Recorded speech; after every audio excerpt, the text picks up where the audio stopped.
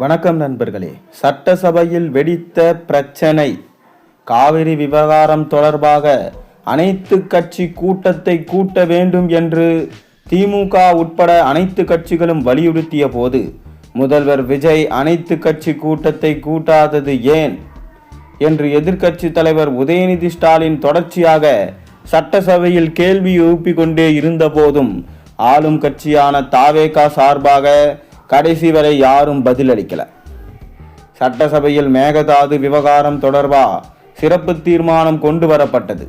அந்த தீர்மானத்தின் மீது எதிர்க்கட்சி தலைவர் உதயநிதி ஸ்டாலின் பேசுகையில், தாவேகா அரசு அமைந்ததில் இருந்தே மேகதாது பிரச்சனையில இதுவரை காட்டாத வேகத்தை கர்நாடகா காட்டி வருது. மேகதாது விஷயத்துல ஒரே ஒரு முறை மட்டும் முதல்வர் விஜய் பிரதமரிடம் கோரிக்கை வச்சார். மேகதாது விவகாரத்தில் ஜூன் 19 தாவேகா அரசு ஒரு தீர்மானத்தை கொண்டு வந்தது.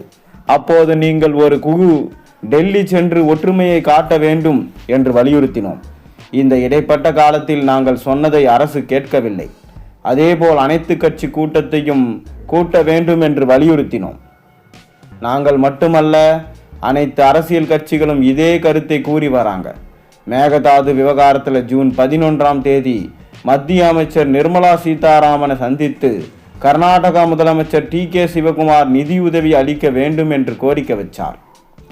ஜூன் 12 மத்திய ஜல்சக்தி அமைச்சரை சந்தித்து மேகதாது திட்டத்திற்கு ஒப்புதல் அளிக்க வேண்டும் என்று கோரிக்கை வச்சார்.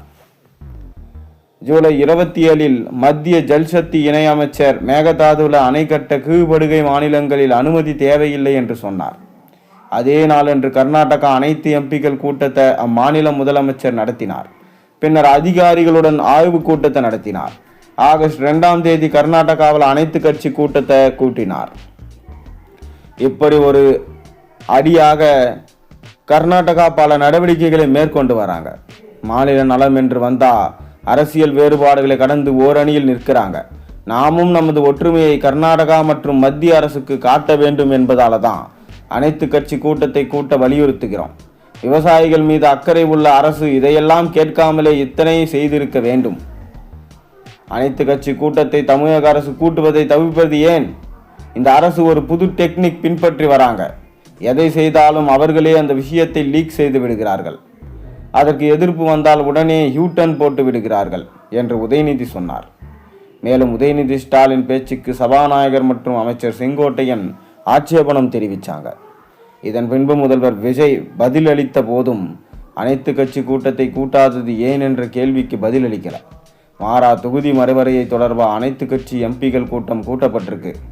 அதில் திமுக பங்கேற்குமா என்பதை மட்டும் அமைச்சர் CTR நிர்மல்குமார், ஆதவ் அர்ஜுனா உள்ளிட்டோர் கேள்வி எழுப்பினாங்க.